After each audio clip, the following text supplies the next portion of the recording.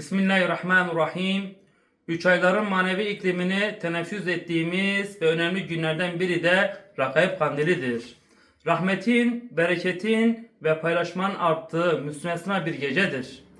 Bizler de bu anlamlı günde imkanlarımız ölçüde gıda yardımlarımızı ihtiyaç sahibi ve depremzede kardeşlerimize ulaştırmak için çalışıyoruz.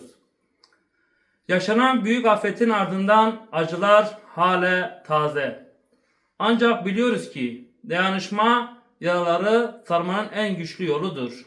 Bugün burada yapılan bu yardım sadece bir gıda kolisi değil, aynı zamanda yalnız değilsiniz mesajıdır. Umut Kervanı olarak her daim muhtaç ailelerimizin yanında olmaya devam edeceğiz.